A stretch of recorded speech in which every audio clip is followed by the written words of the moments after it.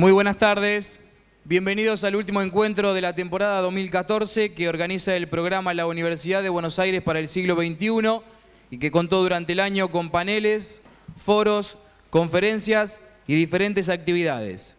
En esta oportunidad asistimos al panel denominado Las tecnologías en la enseñanza universitaria, nuevos escenarios, nuevos desafíos, que tendrá la participación de la magíster Mariana Maggio, profesora adjunta de la Facultad de Filosofía y Letras de la Universidad de Buenos Aires, de la licenciada Laura Mares, secretaria ejecutiva de la Red Latinoamericana de Portales Educativos, y del ingeniero Horacio Regini, ex profesor de la Facultad de Ingeniería de la Universidad de Buenos Aires. La mesa será coordinada por el arquitecto Luis Bruno, decano de la Facultad de Arquitectura, Diseño y Urbanismo de la Universidad de Buenos Aires. Les contamos a los presentes que este encuentro se está transmitiendo en vivo por streaming y puede verse en la plataforma digital programasiglo21.rec.uba.ar. Allí también están disponibles los videos de las actividades que ya se realizaron en el marco de este programa. Hola, buenas tardes a todos. Yo soy Luis Bruno, el decano de la Facultad de Diseño. Quiero agradecerle a la Secretaría Académica de la Universidad de Buenos Aires que me haya dado este lugar en este evento en el marco del ciclo de la universidad que se piensa en el siglo XXI. Y creo que tenemos ante nosotros una mesa bien interesante. Quiero valorar del lado de la función de decano y de una de las casas de estudios el trabajo de la Secretaría Académica y lo que tracciona con todo el tema de las tecnologías, desde los proyectos UBATIC, desde el CITEP, y el hecho que nos pone por delante un horizonte que nos ayuda a ir hacia adelante. Y siento que a veces desde las sedes, como en el caso nuestro, somos por un momento como partes del problema. Nosotros hacemos todo en papel, no tenemos wifi en el edificio, en muy contados lugares, en nuestras aulas hay pocos enchufes, y la verdad que hoy vamos a ver si entre el problema y lo que nos pone por delante la Secretaría Académica podemos invitarnos a una reflexión que nos movilice y nos traccione. Voy a presentar a los tres panelistas. En primer lugar, le vamos a pedir al ingeniero Regini, que nos pide poner unos videos mientras tanto. Si le parece, ingeniero. Sí, cómo no. Me lo he pedido un par de veces, así que lo vamos a tratar de hacer y satisfacer. Muy corto. Mientras hago la presentación. En primer lugar va a hablar el ingeniero Regini. Es ingeniero graduado en la Universidad Nacional de La Plata y ha realizado estudios de posgrado en la Universidad de Columbia, en Nueva York. Ha sido profesor regular adjunto del Departamento de Estabilidad en la Facultad de Ingeniería de la UBA. Se desempeñó también como docente en diversas instituciones de nivel medio y terciario y en diversas universidades de Argentina, entre ellas la Universidad Católica Argentina, la Universidad del Salvador y la Universidad Nacional del Sur. Tiene una amplia trayectoria en investigación, desarrollo y asesoría profesional en temas de ingeniería estructural, sistemas, telecomunicaciones y educación.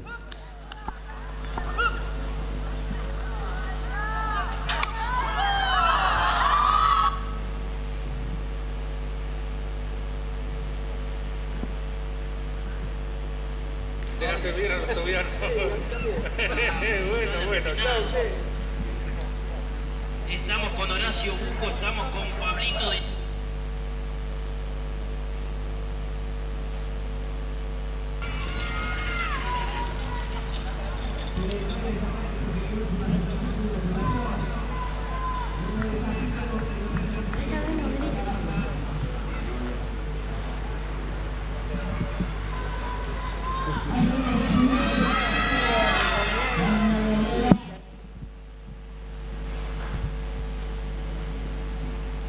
Largaron. Y estamos en la final del sexto aniversario del Chacra del Tridente. Está el Pablo Cañada, está Juan Carruego, es todo espectáculo. Mirá Play, mirá Santa Rosa, ahí están los participantes. Se fue esta duelo, che, y volvió. Bueno, primero mi gran agradecimiento a la Secretaría de Asuntos Académicos que nos ha hoy día invitado a esta reunión. Yo, desde la Facultad de Ingeniería de la FIUBA, de la UBA, estoy muy compenetrado con la idea de que tenemos que hacer algo para el mejoramiento, para la transformación, para hacer de nuestra universidad una nueva universidad cada día más eficiente, mejor. Así que me siento muy agradecido por haberme invitado a esta reunión y que en cierta medida pueda yo ayudar en algo a ese crecimiento. El título de mi charla se llama Carreras entre tambores. Carreras entre tambores. Y claro, a más de uno le va a sorprender por qué yo hablo de este tema.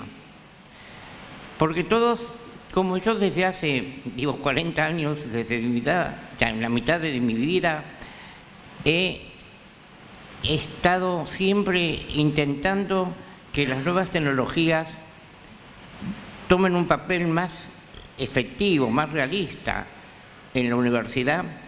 Dirán, ¿y por qué se puede hablar de otras cosas?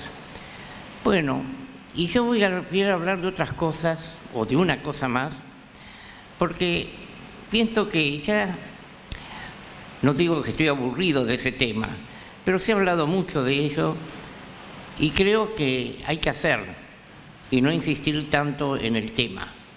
Creo que hay muchas otras cosas importantes que la universidad debe tener en cuenta, como es el amor a los semejantes, la inclusión social y muchos otros temas. Por eso yo me voy a referir a un tema muy específico, que es el siguiente. Y para dar como un ejemplo, voy a hablar o explicar el tema de las carreras entre tambores que se usa en el campo argentino. Se ha extendido cada vez más en las diversas facultades argentinas la práctica de impulsar análisis y soluciones de casos concretos, sin desmedro de los estudios teóricos y técnicas modernizados. En rigor, ello implica una demostración, un demo, en cada caso de los conocimientos que van adquiriendo los alumnos frente a sus profesores. Tal circunstancia tiene similitud en la campaña rural argentina con las carreras de caballo entre tambores, que se han popularizado actualmente y de manera muy extensa.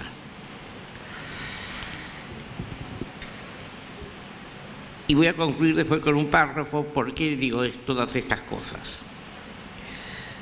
Las carreras de caballos, y cuento rápidamente, frecuentes en los pueblos de nuestro país, han sido y siguen siendo organizadas por los amigos vecinos de las cooperativas de sus respectivas escuelas. Se realizan de manera solidaria y sin pretensiones de ningún o algún lucro individual. Cada participante corre en su respectivo caballo propio y aporta una suma para inscribirse, por ejemplo, pesos 200, y se recauda así un monto global, por ejemplo, de 40.000 pesos si corren 200 caballos. De esa cantidad se deduce un porcentaje para los premios de los jinetes ganadores, por ejemplo, el 20% que se distribuye entre ellos, por ejemplo, 4.000 para el primero, 2.000 para el segundo, etc. También la cooperativa de cada escuela percibe las ganancias generadas por las entradas abonadas por las personas que van a la fiesta, por ejemplo, 40 pesos por adulto, sin cobrar nada a los chicos de cada familia, cuyo número puede ir de 300 a 3.000 personas. Y a su vez pueden recibir otras sumas derivadas de la venta a los asistentes de cortes de asado, tortas o postres y otras comidas preparadas por los vecinos, más diversas bebidas.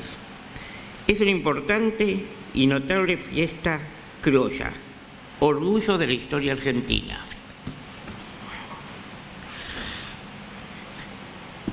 Voy a mostrar un pequeño esquema y lo voy a explicar así también muy brevemente, que es por lo cual yo he mostrado antes esos pequeños videos. Los tambores vienen a ser esos tachos los recipientes que se usan en el campo para llevar gasoil o nafta o queroseno. Las carreras de caballo entre tambores se llevan a cabo y cumplen con los siguientes detalles siguientes. En el comienzo de la carrera se introduce en una bolsa una serie de papelitos con números correlativos, por ejemplo, del 1 al 200, si corren 200 jinetes. La cantidad puede variar de acuerdo con la pista disponible, la fecha del año y la importancia del pueblo. Todos los jinetes participantes sacan un papelito de la bolsa, los cuales determinan quiénes corren en cada carrera, en cada ronda. En la primera carrera de la primera ronda, para la cual hay en la bolsa tantos papelitos como jinetes inscritos, 2 jinetes sacan papelitos por turno. El que pierde queda eliminado y el que gana corre luego. La segunda carrera contra el jinete que saca el número, que lleve el número que saca, y al cual sucesivamente hasta que se acaba la primera ronda. Todos los jinetes que ganaron, es decir, la mitad de la cantidad de los inicialmente inscritos, meten entonces en la misma bolsa sus respectivos papelitos y se realiza la segunda ronda, que se desarrolla de manera similar a la primera y así se hace con rondas siguientes, cuyo número dependerá de la cantidad de los inscritos. En la última ronda corren 2 jinetes. El que gana recibe el primer premio y el que pierde en esa ronda el segundo. En la cancha prevista se hacen 2 filas paralelas distanciadas entre sí por 10 metros. En cada una de esas 2 filas se colocan 8 tambores comunes vacíos, de diámetro de altura aproximadamente de 50 centímetros y unos 10 centímetros de alto, apoyados simplemente en el suelo plano, con una distancia de 6 metros entre cada uno de ellos. A 10 metros de los primeros tambores y a 10 metros de los octavos tambores se marcan en el suelo perpendicularmente a las 2 filas 2 rayas, una para la largada y la otra para la llegada de los caballos. Un vaqueano conocedor de los campos, de los equinos y de la carrera que supervisa la posición correcta de los caballos en las líneas de largada, te inicia la carrera levantando una bandera. El caballo puede empezar el recorrido indistintamente a la derecha o a la izquierda de la fila de tambores. Por ejemplo, cada jinete avanza hacia la derecha del primer tambor, luego a la izquierda del segundo tambor y así sucesivamente hasta el octavo tambor. Luego, siguiendo la misma pauta o regla, vuelve del octavo tambor al primer tambor, todo con la condición de no derribar ningún tambor, ya sea con su cuerpo o con el de su caballo. Si un tambor estocado se vuelca, ya que no tiene carga y peso, muy poca, y pesa muy poco. El jinete al que eso le ocurre, queda descalificado y debe abandonar la prueba. Idem si se equivoca en el recorrido, también queda eliminado. Todo esto es controlado por 2 veedores que se ubican externamente en la mitad de las 2 filas de tambores. En cambio, aquel que recorrió las 2 filas las 2 veces su fila de tambores sin derribar ninguna se lanza inmediatamente en corrida desenfrenada hasta la fila de línea de llegada. Allí están apostados 4 vaqueanos caballeros, 2 en la línea tangente externa al tambor, al último tambor, al octavo tambor, y otros 2 sobre la línea de llegada. El jinete que gana la prueba, es aquel cuya nariz de su caballo cruza primero la primera línea. Y, esto es importante, se detiene antes de la segunda línea. Si no ocurre en estas 2 condiciones, queda eliminado. Lo que acabo de explicar se aplica a caballos potros, redomones, o sea que no están terminados de amansar, y para los cuales los organizadores de cada carrera visitan un mes antes al jinete, con el potro que va a participar. Verifican que es potro y le cobran al jinete la inscripción respectiva. Si no va, pierde su monto de inscripción. Los potros de estas carreras entre tambores usan para frenar bocados de soga o de pabilo, ya que los bocados de hierro le lastimarían la boca. Existen también otras carreras más rápidas entre tambores que se realizan con caballos mansos o totalmente domados, como lo que corren en los hipódromos, y que se hacen con 6 tambores distanciados cada 10 metros entre sí. En estas carreras a los caballos no se les exige frenar a los 10 metros del último tambor. Gana el que llega primero al último. Así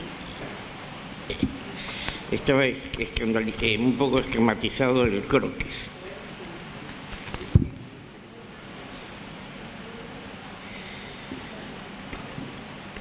Tales son, y vuelvo entonces al principio, tales son los demos difíciles que practican los gauchos argentinos y que las universidades, yo digo, deberían también imitar seriamente con demos especiales para cada facultad, como instrumentos convocantes de una educación superior posible, fruto del espíritu. O sea, y vuelvo a la primera frase con la que empecé. O sea, esto, yo digo, en cierta forma, ya lo hacen algunas facultades de la UBA, que además impulsa análisis y soluciones de casos concretos, sin descuidar los estudios técnicos o científicos que deben aprender. En ello, yo dije, eso implica una demostración, un demo en cada caso de los conocimientos que van adquiriendo los alumnos frente a sus profesores. Y yo digo esto porque a veces se mide el conocimiento de un profesor o de sus alumnos por las publicaciones, cosas que tiene muchas veces muy en cuenta CONEAU para clasificar a su personal, cuántos se han publicado, si tienen referato o no, en qué revista, y se cuantifica el número de publicaciones.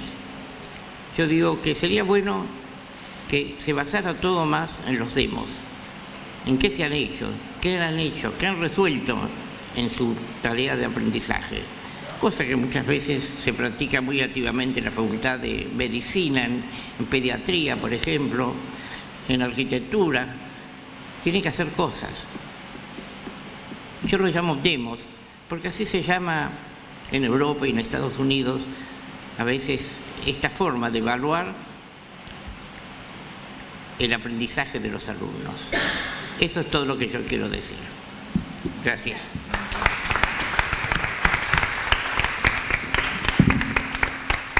Gracias, ingeniero. Voy a presentar a la licenciada Laura Mares Serra, es licenciada en Administración por la Universidad de Buenos Aires, ha realizado estudios de posgrado en el área de Estrategia Empresaria, especialista en modelos 1 a 1, actualmente está a cargo de la Secretaría Ejecutiva de la Red Latinoamericana de Portales Educativos, es asesora del Gerente General de Educar, Sociedad del Estado, ha integrado el Comité Ejecutivo de Conectar Igualdad y de la Comisión de Contenidos y Aplicaciones en Agenda Digital Argentina. Ha actuado como consultora y expositora invitada en más de 25 países de América, Europa, Asia y África. Laura, adelante. Muchas gracias. Bueno, buenas tardes. Levanta un poco Más el cerca, micrófono. más acá. Ahí. Bueno, gracias a la Secretaría Académica y a la Facultad por recibirnos. Quería contarles un poco primero qué es RELPE, qué hace RELPE, que seguramente no es algo que para ustedes sea muy familiar. Y para mí tampoco... Ahí está.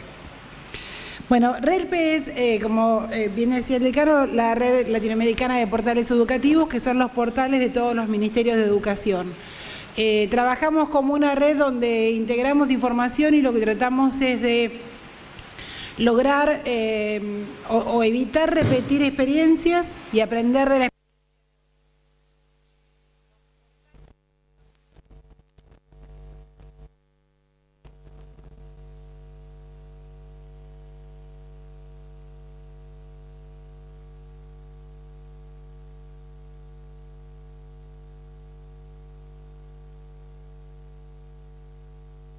incluimos una serie de distintos tipos de datos y de información que tienen que ver con justamente el uso de TIC en educación, desde lo que son estadísticas, normativas, artículos, investigaciones, casos prácticos, teoría, porque encontramos que hay una situación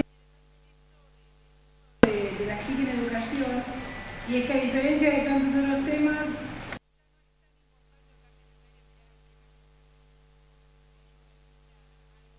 primer mundo, ¿no? Pero en los países que tienen mayor nivel de desarrollo. La verdad es que la tecnología en la educación es igualmente nueva para todos nosotros, y con un par de años más o menos todos estamos encontrando cuál es el camino.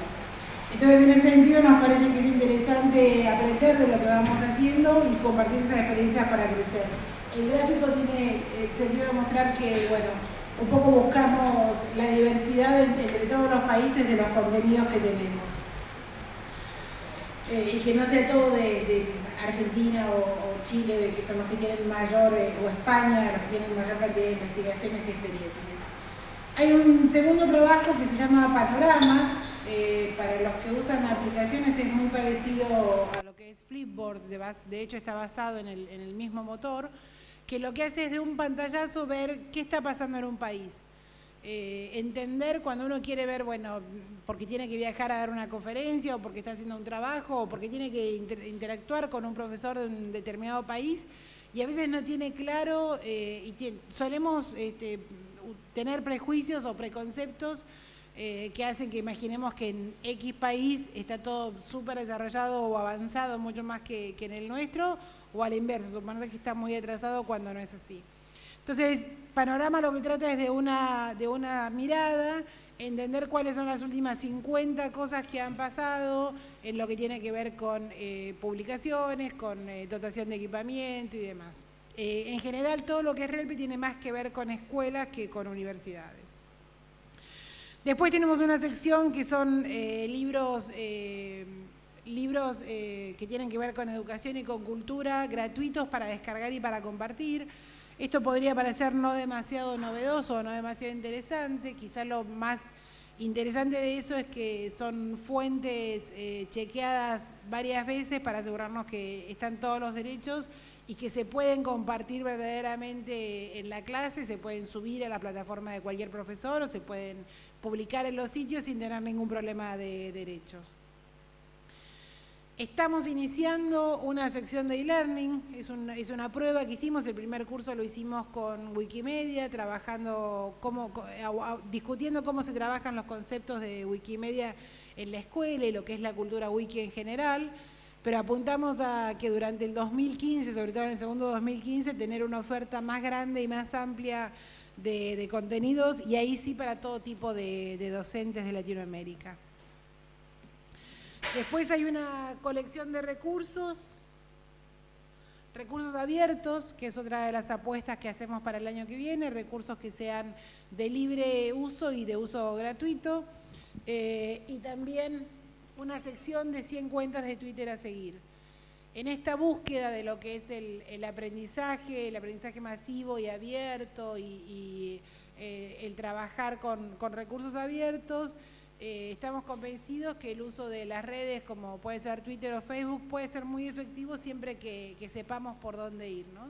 Entonces, destacamos 100 cuentas que hacen un trabajo interesante, que publican sostenidamente contenidos que son de interés para trabajar o para entender qué pasa con la educación y tecnología. Y de hecho, algunas de esas cuentas nos acompañan hoy. Bueno, tenemos un sitio que apunta un poco a la renovación de los contenidos, a trabajar con un diseño más simple, más abierto, que los invitamos a visitarlo. El nombre es fácil, es relpe.org, con una navegación jerárquica. Perdón, a ver si me olvido de algo. No, donde tenemos bastante, es medio difícil ver ahí, ¿no? Pero bueno, tratamos de hacer un sitio que sea usable por los portales y por los docentes de toda Latinoamérica, lo cual implica un desafío porque obviamente son objetivos e intereses muy diferentes.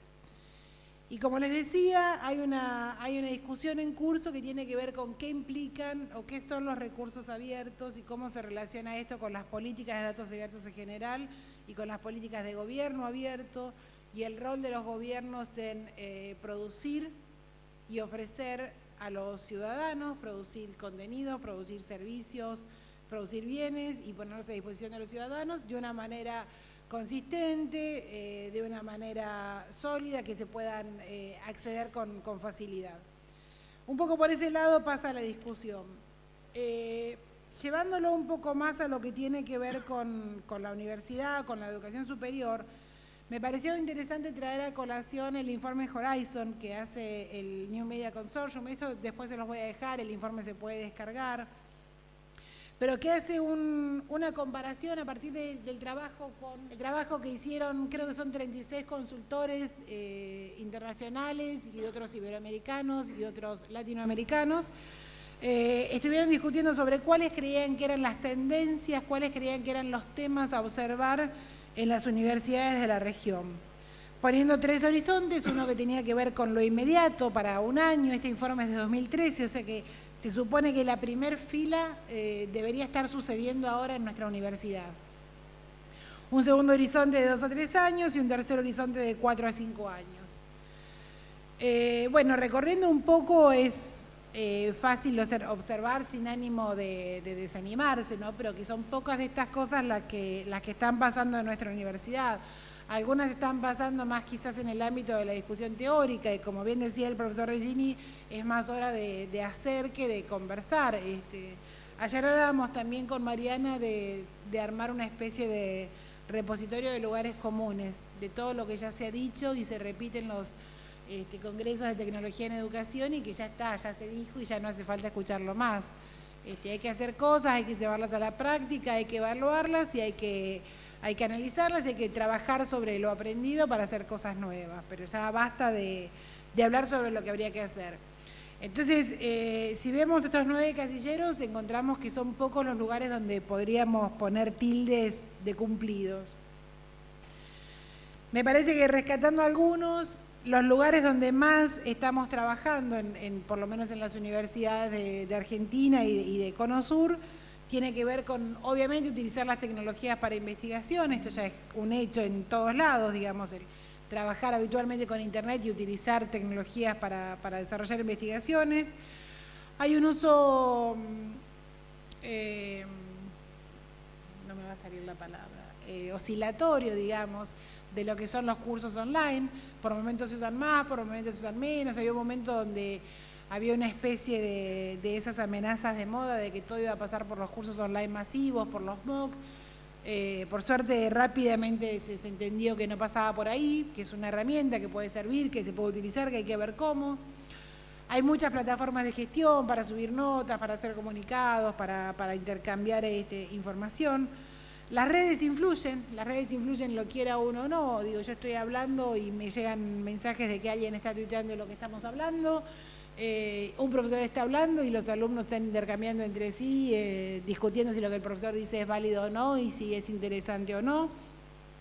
Leí ayer un artículo también interesante de Francesc Pedró sobre cómo, más allá de que hablamos de que la educación tiende a ser y tiene que ser colaborativa, ya lo es de hecho, porque los chicos intercambian sus ideas, trabajan desde la casa con WhatsApp con los compañeros y se cambian las notas. Entonces no tiene mucho más sentido tampoco discutir si la educación es colaborativa o no, si hay que hacerlo o no, porque ya está pasando. Lo que hay que ver es cómo aprovechamos y cómo trabajamos con eso. Y finalmente está empezando un poco más, a pesar del celo que tienen muchas veces los especialistas o los docentes, pero se está empezando a plantear un poco más la apertura de los contenidos. ¿Qué hace falta para que avancemos? ¿Qué creo yo modestamente que hace falta? Ustedes podrán disentir, pero me parece que podríamos resumirlo en dos temas. Por un lado, lo que son las condiciones de base. Condiciones que deberían darse desde las universidades, desde las facultades, desde el mismo Estado, ¿no? O sea, ¿qué se le da al docente para que pueda usar activamente las tecnologías en clase?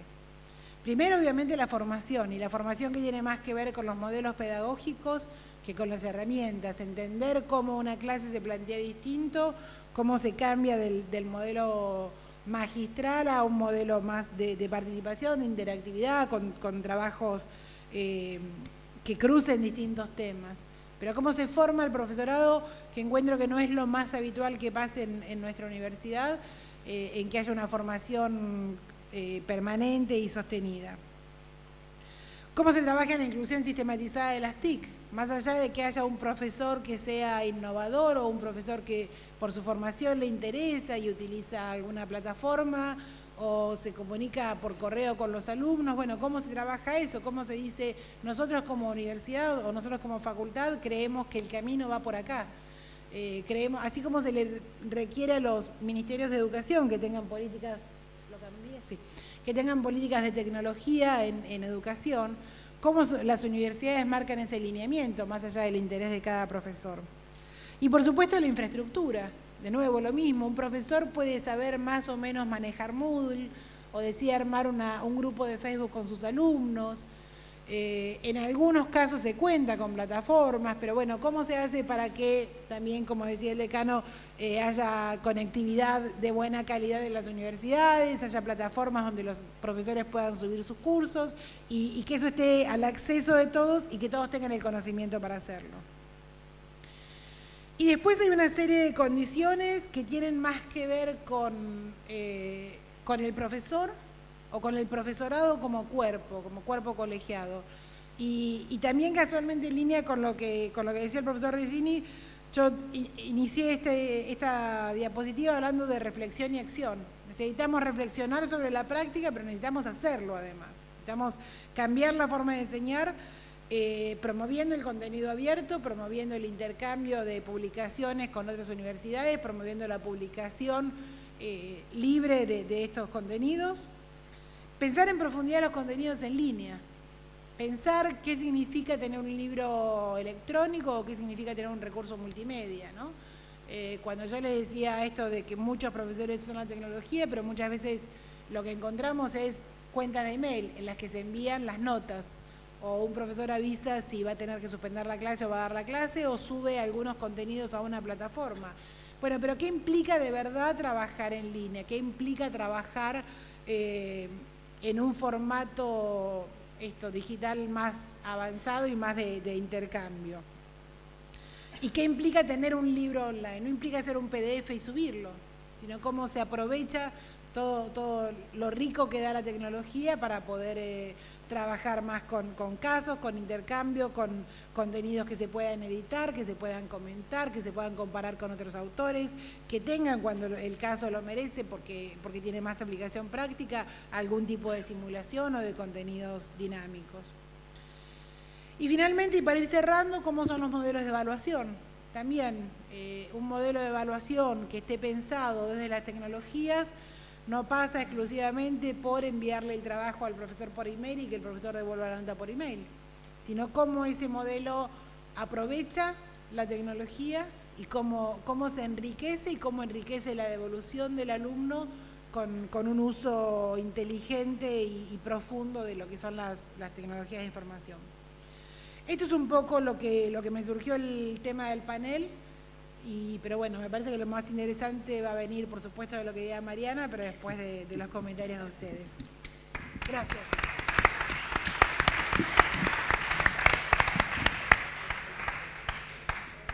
Gracias, Laura. Voy a presentar ahora a Mariana Maggio. Mariana es licenciada en Ciencias de la Educación, especialista y magíster en Didáctica de la Universidad de Buenos Aires. Es directora de la maestría y carrera de especialización en tecnología educativa de la Facultad de Filosofía y Letras de la Universidad de Buenos Aires. Es profesora adjunta regular de tecnología educativa y directora del proyecto de investigación Las prácticas de la enseñanza recreadas en los escenarios de alta disposición tecnológica, que recibió subsidio de UASIT 2013-2016 en la misma facultad. Es responsable de programas académicos para Microsoft Latinoamérica y ha publicado Enriquecer la enseñanza, los ambientes de alta disposición tecnológica como oportunidad, entre otras publicaciones de alta especialidad. Bueno, buenas tardes. Gracias por la invitación, felicitaciones por la iniciativa. Qué bueno ver a tantos colegas y amigos acá y compartir este panel de lujo. Muchísimas gracias. Yo tomé especialmente el tema que nos invita a la reflexión en esta tarde y en este ciclo que por ahora está terminando, esperamos que siga más adelante. Y quiero empezar esta reflexión, este recorrido, hablando de los escenarios. Acá me remito fundamentalmente a dos publicaciones, una que tiene ya unos cuantos años. En el 2001 Castells anticipaba que las principales actividades de la sociedad están estructuradas a través de Internet, y cuando habla de las actividades, habla de las actividades sociales, culturales, por supuesto, económicas, políticas.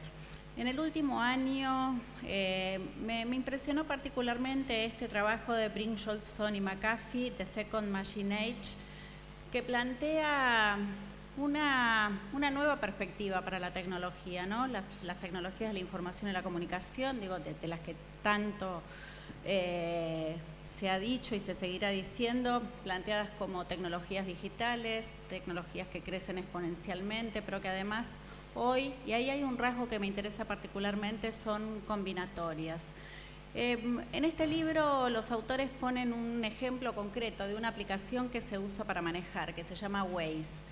Waze es una combinación de aplicaciones y como combinación, digo, en un cierto sentido, articula la funcionalidad de un GPS con los sensores que están en el auto y que permiten captar la velocidad, pero además con lo que vamos informando en las redes sociales los que participan de esta misma plataforma. Lo que sostienen los autores es cuánto va a venir de este rasgo, que es el rasgo combinatorio en términos de aplicaciones.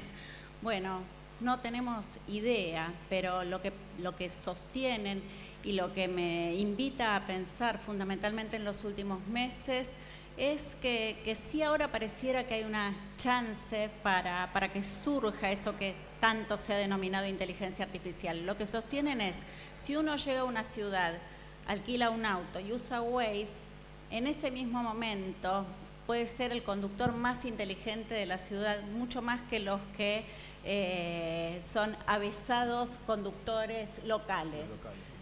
Pienso esto en términos de las aplicaciones educativas y bueno, nada, todo en perspectiva y por hacerse. Esto pensando en los primeros escenarios, ¿no? Y junto a estos, otros que nos interesan particularmente, que tienen que ver con el conocimiento, fenómenos donde yo digo la gente realmente quiere conocer y realmente colabora para construir conocimiento. Fenómenos que nos han sorprendido en los últimos años como el ciclo TED, los youtubers últimamente. Descubrí que hay algunos docentes que les preguntan a sus alumnos, bueno, ¿quién es para vos una figura de referencia? Y dicen, uno de estos muchachos que son fenómenos de YouTube, suben un video jugando un videojuego y al otro día tienen 2 millones de vistas. Digo, algo que a los docentes nos encantaría. Digo, si llegamos a 200 vistas con esta conferencia, hacemos una fiesta, Katy. Como fenómenos de nuevo tipo, donde sí se produce conocimiento, ¿no? Ahí está el caso de las series. Los que me conocen saben que participo de estos fenómenos de inmersión que ofrecen las series, algunas series de culto, como fenómenos de la cultura en la que nos toca vivir. ¿Qué pasa con la emisión del último capítulo de Breaking Bad o los días previos, que tienen a millones de personas debatiendo sobre la moral del protagonista? En estos escenarios los jóvenes se mueven avesadamente y son los escenarios en los que construyen subjetividad. Por supuesto juegan, por supuesto se divierten, pero también se informan, y se informan fundamentalmente a través de Twitter.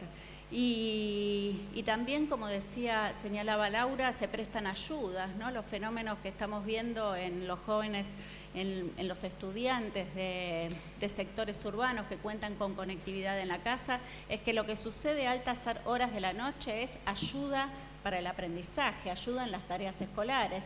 Y hasta vemos allí, si quieren, hecho realidad como una de las cosas que siempre soñamos los pedagogos, ¿no? El desajuste óptimo a las 11 de la noche, pidiéndole ayuda al que sabe un poco más que yo y me explica y es capaz de darme en ese momento el acompañamiento que necesito. A esto se suman unos escenarios que han sido estimulados por las políticas.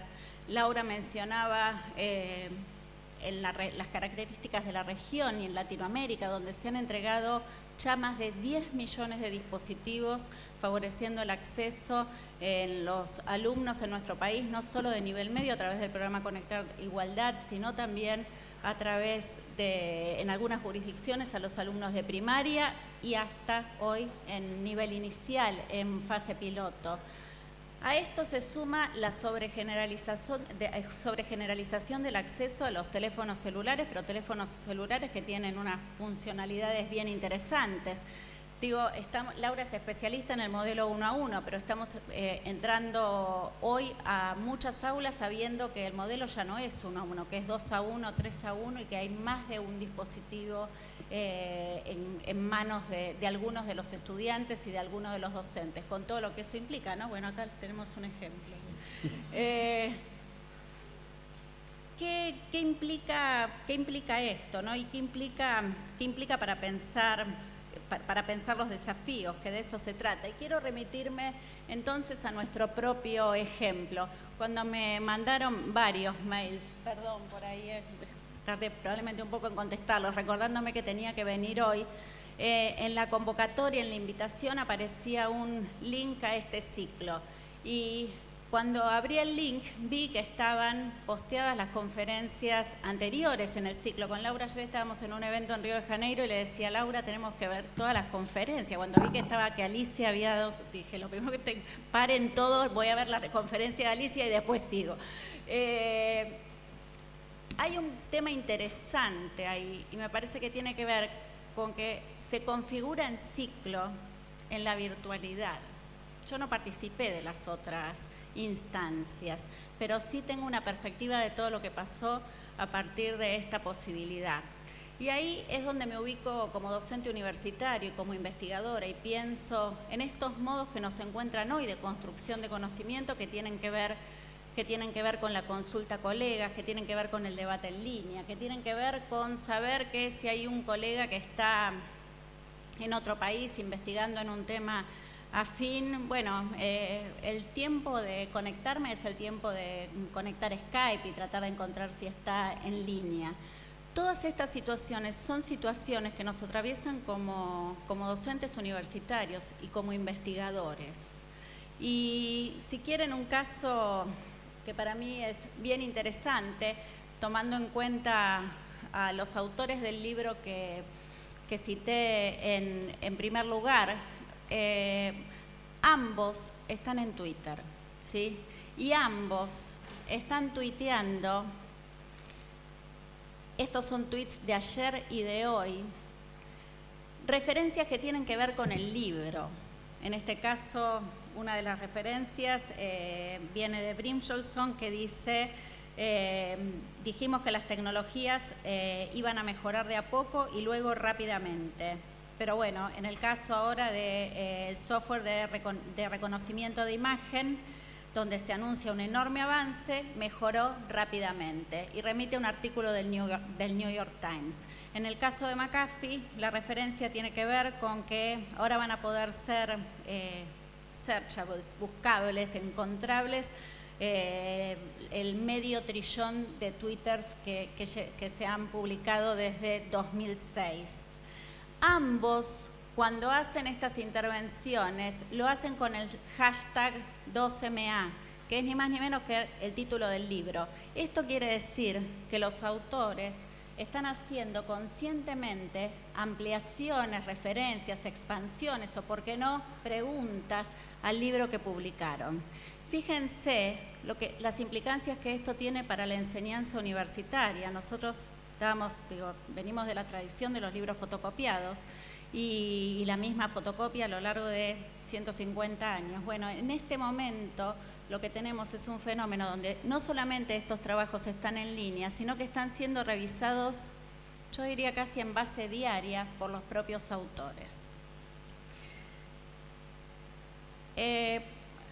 Levi nos invita a pensar en términos de la inteligencia colectiva, y la inteligencia colectiva que da cuenta en estos términos de la construcción del conocimiento disciplinar también remite a algunas utopías que son utopías políticas y que tienen que ver con la democracia directa, en los términos que lo plantea Levi. En cualquier escenario, lo que quiero plantear es que los rasgos que nos recorren tienen que ver con formas muy renovadas de construcción del conocimiento, que por un lado atraviesan a nuestros alumnos como sujetos culturales y por otro lado a los profesores universitarios que somos, a los investigadores que somos. Acá quiero hacer una advertencia, y la advertencia tiene que ver con que si creemos que hay algo de este escenario que se pueda capturar poniendo la materia en el aula virtual, bueno, no creo que sea ese el camino, ¿sí?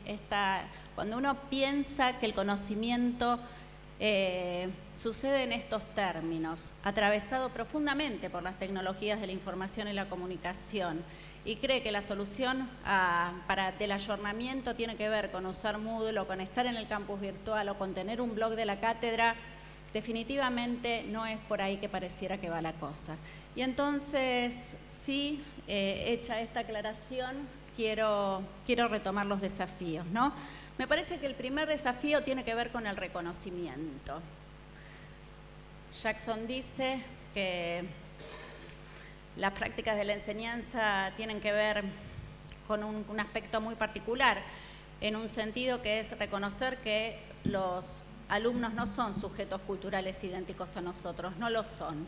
Y si nosotros partimos de esa base, tenemos que reconocer quiénes son los sujetos culturales que son nuestros alumnos, que vienen a la...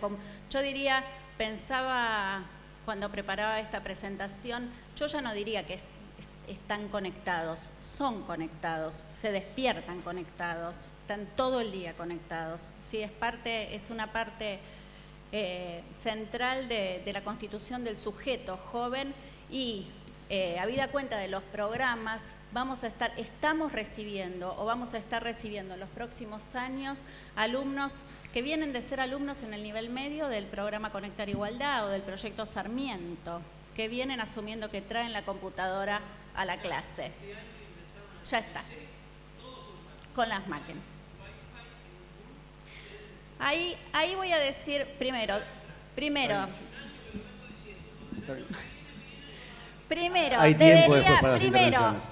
debería haber.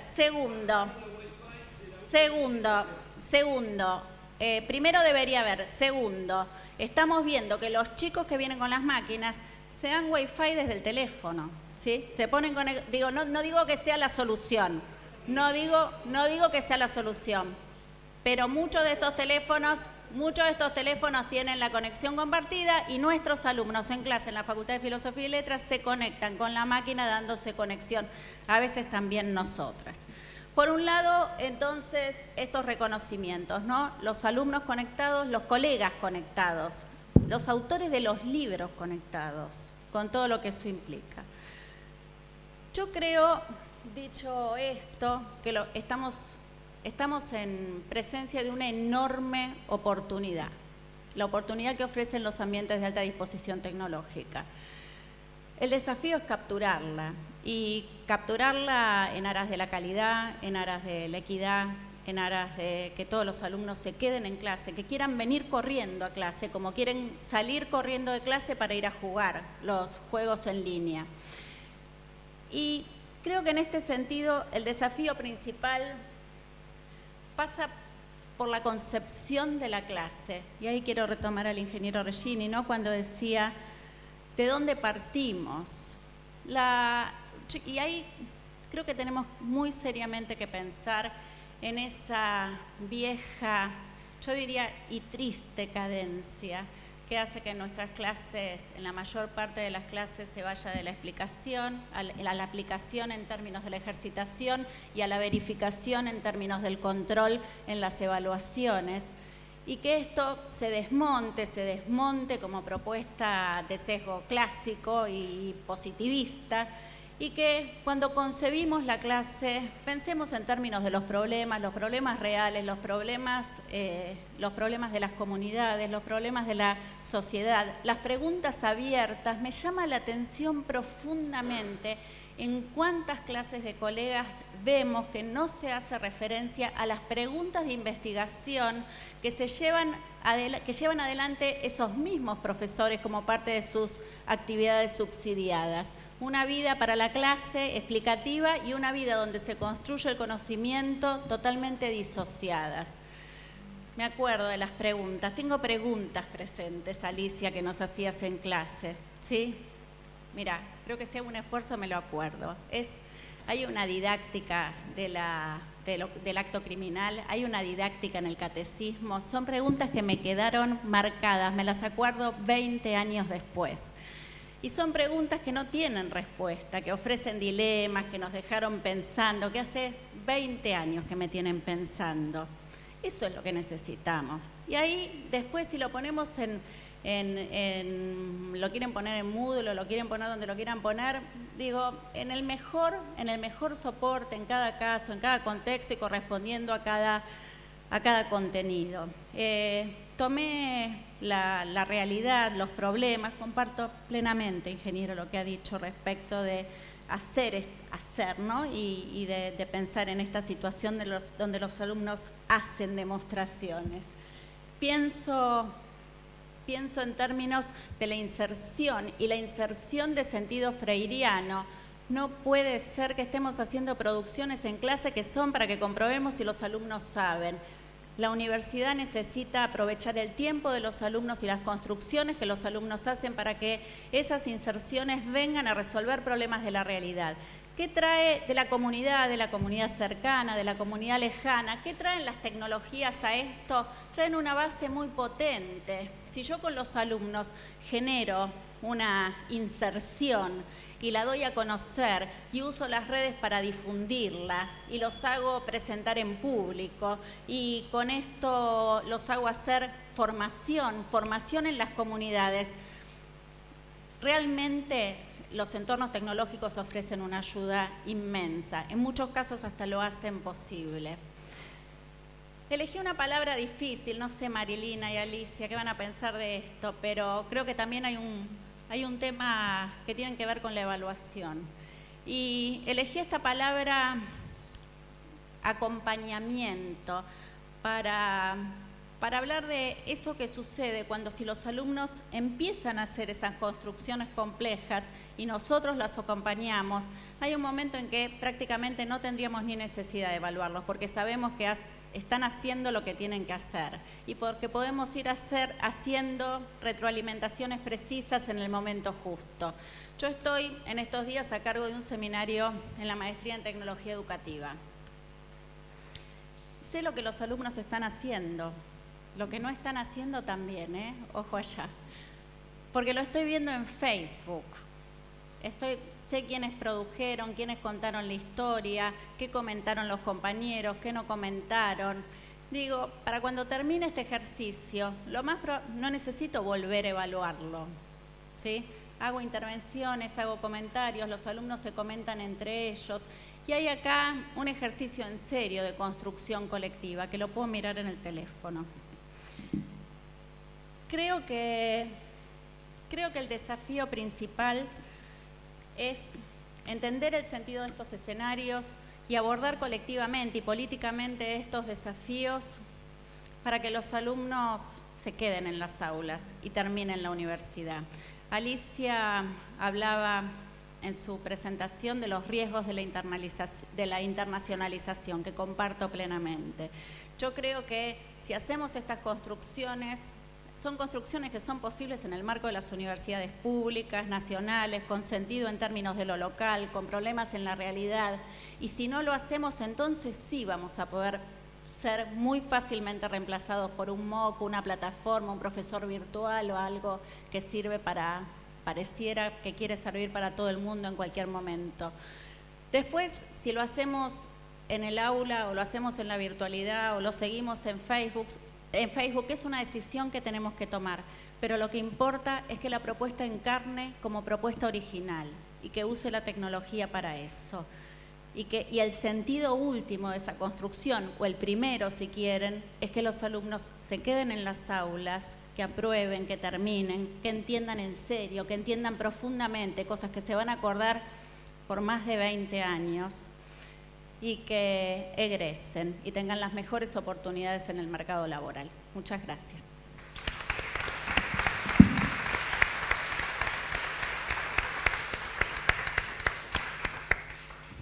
Gracias, Mariana. Bueno, ahora sí, si quieren, abrimos. A ver, allí. Bueno, me encantaron las exposiciones, la de Leonard Echagüe, de la FADU y del Museo de Matemáticas Exactas. El ingeniero Regini, yo creo que hay cierta... Bueno, yo tiro lo que percibo, después defiéndanse, digámoslo así. No voy a dejar algo pesado, pero no voy a estar tan puntilloso. Leonard, les pido ser breves para trasladar las inquietudes a ellos y no hacer otras exposiciones. La singularidad, yo creo que él planteó una cosa interesante que quizás se contraponga un poquito con lo de Maggio. Por eso, hasta dónde se contrapone, creo que es un poco lo que planteó la profesora Alicia. La singularidad de lo que dice ella, que planteó usted, la singularidad que pasa por la esencia, por la tierra, por la disciplina, por lo local. Él puso videos del campo, puso videos de lo nuestro, digamos así, entre comillas, de la tierra, del territorio. Y por otro lado, y habló de el aula como producción se sentía como con las manos. Me acuerdo del Museo de Matemática de la UBA, que se hizo con alumnos de la FADU, con asistencia informática y hace ya 17 años, 18 años, en un curso de piloto especial. Y bueno, a partir de esas experiencias, yo acuerdo con él lo que planteó de que hay que producir y hacer cosas que queden y que marquen. Yo creo que, por otro lado, tenemos el tema que planteó Maggio de... Supongamos, cuando ella plantea la ciudad, una persona que está paseando en auto por la ciudad, que tiene el GPS, etcétera, puede manejarse mejor que el que tiene experiencia de manejarse dentro de la ciudad. Ahora, el tema es que uno pensaría que en la ciudad también se puede conocer caminando a través de la percepción, de los olores, de los colores, de las personas. O sea, los que hacemos modelos informáticos sabemos que la informática reduce la complejidad. Entonces también es una cosa crítica que tenemos que tomar en cuenta, cómo esa reducción de la complejidad no incide sobre las disciplinas sobre las cuales estamos trabajando. O sea, si la medicina es lo mismo con informáticos, sin informática, ese tipo de cosas. Bueno, gracias.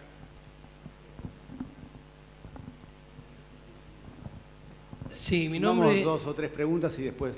Sí. Mi nombre es Mariano Garreta, soy titular de la materia de Antropología del ciclo vacío común.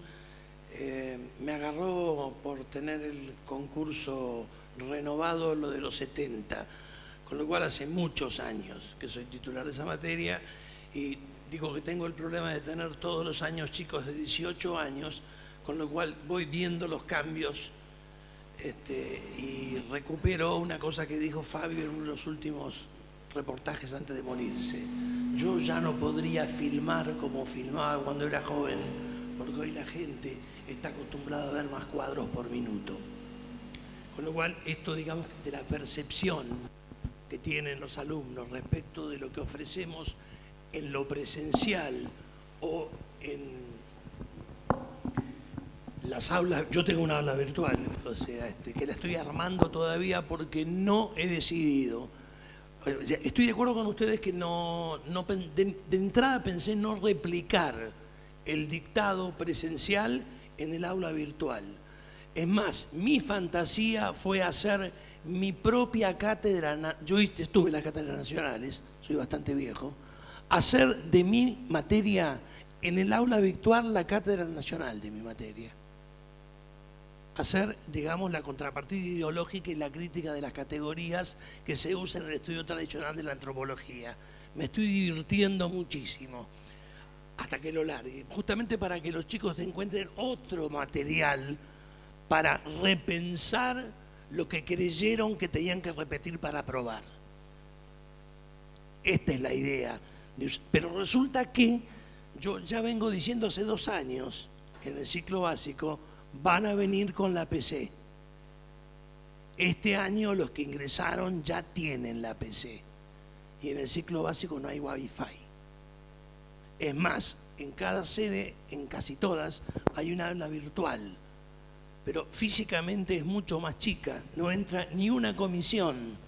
Con lo cual, para dar, los arqueólogos en general, en mi materia, dan con material propio algún tipo de ¿cómo se llama? Digamos de PPS, mucho más ilustrativo, porque la arqueología da para eso, no ya los temas un poco más ideológicos. Hubo que armar un aula aparte de la virtual en Montes de Oca, con una PC que puso la docente, y con, bueno, fue todo porque grité y me enojé. Yo a veces grito y me enojo. El segundo elemento, el tema de los libros del ebook. Es un tema que en mi cátedra se resolvió hace muchísimo tiempo. Yo me dio mucha vergüenza haber editado un libro para la cátedra como bibliografía obligatoria y cobrar derechos de autor.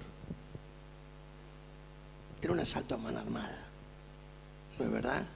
Con lo cual tuve que hacer toda una serie de trámites y el libro de la cátedra está colgado en la página de CBC RecUbar. Tuve que conseguir que firmaran todos los autores, tuve que conseguir que firmara el editor y el libro está gratis. Pero ¿qué pasa?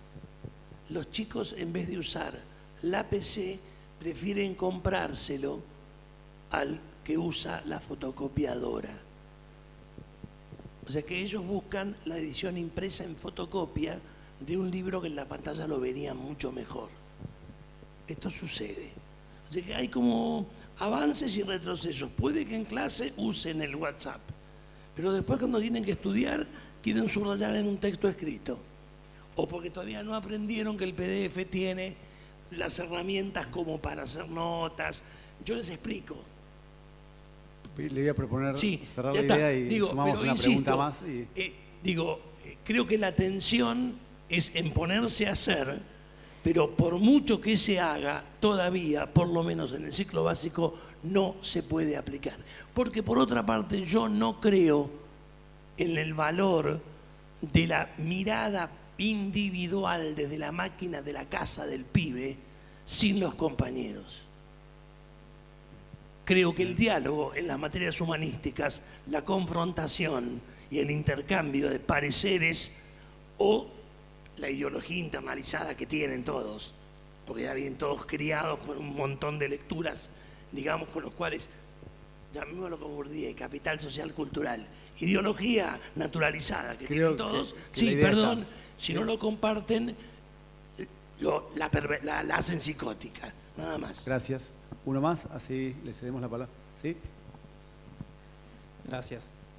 Mi nombre es Mauro Suárez Torrico, soy docente en la FADUBA y mi pregunta para ustedes es la siguiente. De algún modo, en esta enseñanza por venir, pareciera ser que en esa construcción los nuevos actores involucrados más que nunca son los alumnos. Y en ese sentido, ¿cuál sería el modo de involucrarlos, ¿no? Hacerlos partícipes de estos nuevos espacios virtuales donde ellos verdaderamente tienen mayor participación, mayor presencia, y a mí me da la sensación de que cada vez más se instala en ellos una mirada de sospecha hacia los docentes. Entonces, ¿cómo los involucramos? ¿De qué modo hacerlos partícipes de estos cambios por venir? Bien. Gracias. María Rosa Tapia, yo coordino el programa de educación secundaria a distancia inicialmente para los trabajadores no docentes de la Universidad de Buenos Aires, y ahora estamos en 5 barrios de la Ciudad de Buenos Aires para un programa para mujeres de barrios vulnerables en situaciones muy límites. En realidad, frente a toda esta acción que uno también va desarrollando en los distintos programas, mi pregunta es más que nada en relación al registro. En 3 meses del programa nos encontramos con el desafío de, en las villas de Buenos Aires, sin tecnología teóricamente, sin gabinetes de informática, pero la realidad es que hoy nuestras alumnas están participando y compartiendo información relevante sobre cómo prevenir el dengue, enfermedades que antes desconocían y con las que conviven a través del campus virtual, conectándose por sus celulares, por las netbooks de sus hijos, eventualmente pueden tener acceso a un gabinete de informática. Entonces, todo esto que vamos aprendiendo sobre la marcha en función de decir, mirar el contexto, mirar las problemáticas, es un aprendizaje continuo que vamos haciendo. Mi pregunta es, bueno, ¿cómo estar al día también de poder ir registrando todo lo que vamos aprendiendo, compartiéndolo con los pares y a su vez aprendiendo de otras experiencias similares que se pueden estar desarrollando? Bueno, los invito a recoger las inquietudes, quizás hacemos, además se escucharon entre ustedes, ingeniero. Yo veo voy a empezar un poco por este comentario que acaba de realizar la profesora, y yo creo que usted tiene mucha razón. Pero yo lo que estoy hablando, o he tratado de hablar, es más de la educación formal, o sea, de la que existe en la universidad como la que tiene actualmente. Y solamente lo que yo he intentado es mostrar una tendencia, señalar con el dedo, pero no mirar al dedo, sino hacia dónde apunta el dedo. Yo creo que la idea de los demos es importante y permítanme que cuente. Yo fui uno de los primeros becarios que fue al extranjero en la época del rector Ricieri Frondizi, o sea, hace 40 años. Y yo estuve un tiempo, muchas veces luego, con un grupo de alumnos que yo tenía en ingeniería en MIT, en lo que se llamó el Media Lab, que creó Nicolás Negroponte. Y allí, él no era un gran científico, ni un tecnólogo brillante, pero era un especialista en gestión. Él supo organizar el Media Lab de tal manera de premiar siempre a la gente que hacía cosas. Y yo recuerdo muy bien que él paseaba por los pasillos y a la gente, a los grupos que miraba,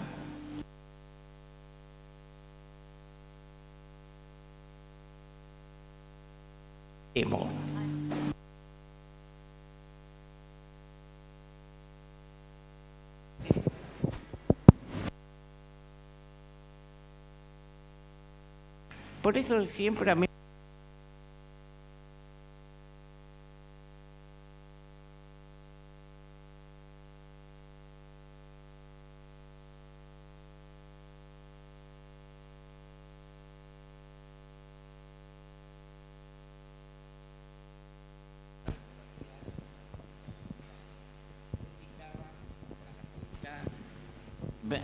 pediatría en la Facultad de Medicina. Ellos ya no estudian el testute del principio, sino que pasan a casos concretos. En la arquitectura pasa lo mismo. No se habla tanto del espacio arquitectónico, etcétera, y teorías de quienes lo hicieron, sino les hacen hacer cosas. Y yo creo que eso es importantísimo. Pero estoy con usted que otra cosa es los temas que usted cita. Y esos no tienen arreglo así, porque, claro, hay poca gente, pocas familias tienen la riqueza del mundo, 4/5 no tienen trabajo, pero en cambio los ricos, la gente que tiene dinero, usa trenes de alta velocidad, y la gente en general están perdiendo el tren, que es alguna de la gente que usted menciona. Y eso se va a arreglar cuando podamos hacer un mundo mejor, que siempre entendemos que es a partir de la educación en general. Pero no, yo tengo solución para contestar lo que usted dice. Pero yo también creo que yo cuento así mi caso. En los últimos libros que yo he publicado, que todos los pongo en la web, que me son muy útiles no para mis alumnos o para los colegas, sino para mí mismo, porque estando en la web yo los puedo modificar y permanentemente lo hago. Pero yo hablo de cosas muy cotidianas, como por ejemplo la virome, cómo surgió la virome y cambió la idea de la lapicera y el frasco de tinta que se usaba en la primaria, cómo surgió la gilet, con lo cual los varones se afeitan. Y yo creo que esos son temas cotidianos que deben incorporarse cada vez más en la educación universitaria. Nada más. Bueno, yo quería hacer 2 o 3 comentarios contestando un poco a los distintos temas. Primero, si hay algo que yo he aprendido en los un poco más de 10 años de gestión pública es a no generalizar.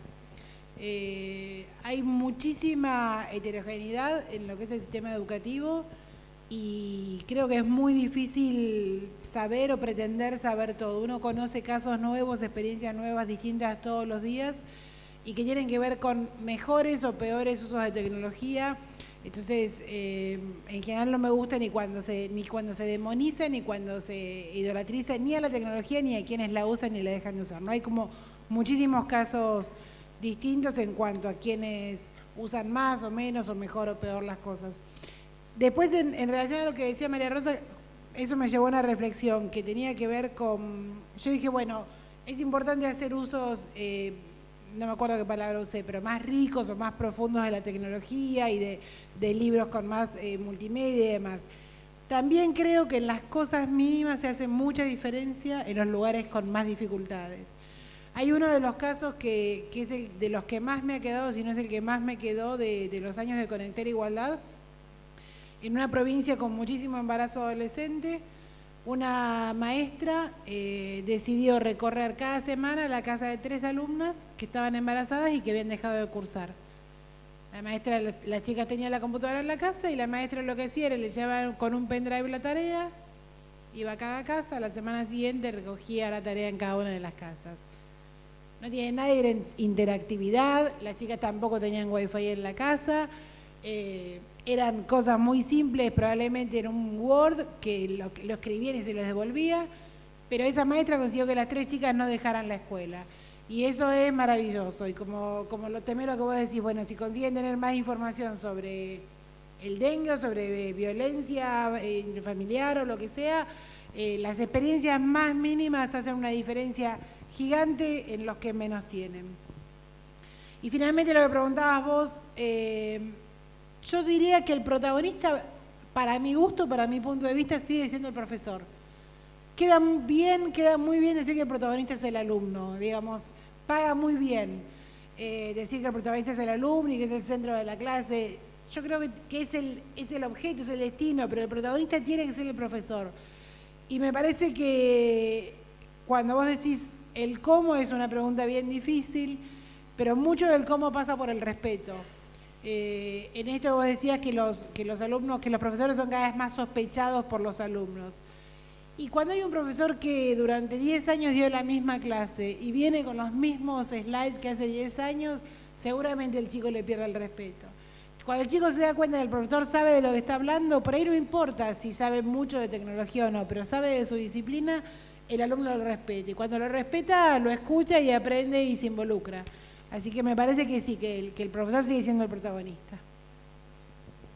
Bueno, gracias por las preguntas.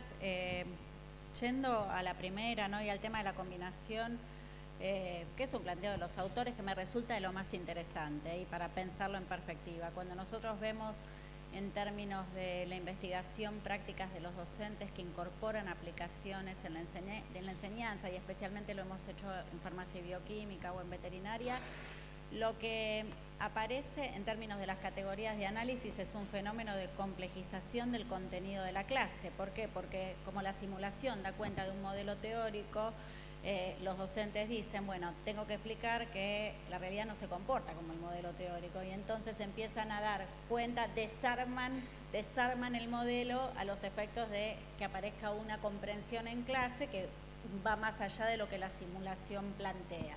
Eso es lo que tenemos visto en términos de la investigación. Yo diría lo que se complejiza es el contenido en términos de la clase. El docente empieza a explicar cosas que antes no explicaba y es de lo más interesante.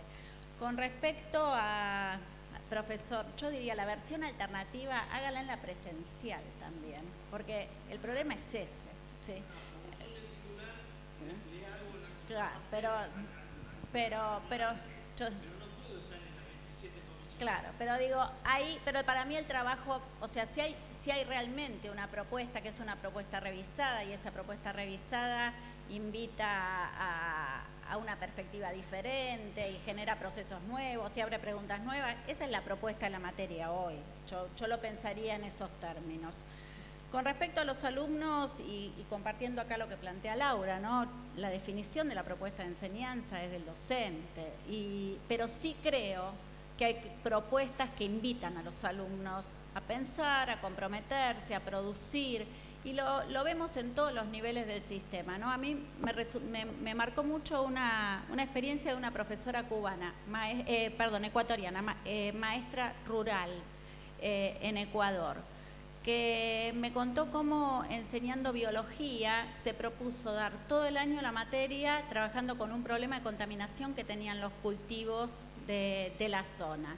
Y la realidad es que los chicos se pusieron a hacer una investigación que hizo que trabajaran, que se conectaran con especialistas internacionales, con horticultores en la Argentina. La realidad es que terminaron encontrando cuál era el problema de la contaminación de los cultivos, salieron a las comunidades a hacer talleres donde formaron a los padres en la situación de prevención, y yo en la entrevista le digo, Susana, pero bueno, ¿aprendieron biología? Me dice toda la biología que tenían que saber, pero además yo creo que esa es una experiencia inolvidable. Y los chicos ahí están absolutamente consustanciados con la tarea. Entonces ahí hay un tema, digo, a ver, el reconocimiento de cómo usan la tecnología nuestros alumnos y además la convicción de que tenemos que participar de las plataformas en las que los alumnos están, ahí no tengo dudas, pero despertar esa pasión por el conocimiento es parte de la propuesta, sigue siendo parte de la propuesta de enseñanza. Habida cuenta que hay contenidos curriculares que tenemos que enseñar porque son acorde con las finalidades educativas y con los consensos que establecemos en cada institución y en cada momento en particular. Finalmente, María Rosa, yo creo que tenemos que volver a pensar desde el punto de vista de las prácticas de la enseñanza cómo registramos, ¿no? Y creo, nosotros este año con la investigación estamos haciendo un ejercicio de lo más interesante de captura de nuestras propias reuniones. Primero, por primera vez estamos teniendo las reuniones del UBASIT con investigadores que están en otros lugares, ¿no? En México, en Mar del Plata. Y esas reuniones que las hacemos presenciales y en línea, son reuniones de investigación bimodales, podríamos decir, son registradas, se tiran a la red y en la red aparecen los comentarios y ahí hay una situación de colaboración. Creo que tenemos que empezar a pensar también cómo revisar metodologías y propuestas metodológicas de la evaluación y de la investigación que también capturan la fuerza de la tecnología, ¿no? Y me imagino que con el diseño metodológico adecuado sí podrían estar haciéndose registros, ¿no? Y registros que se pueden hacer con los celulares, con cámaras, publicándolo, en esas publicaciones hacer comentarios, esos comentarios reconstruirlos colaborativamente en el marco de las redes. Creo que también hay que pensar esas propuestas y revisarlas en términos de que muestren, que también reflejen, capturen la oportunidad de las tecnologías. Hacemos una segunda vuelta, breve. Sí. Breve las intervenciones, digo, ¿no?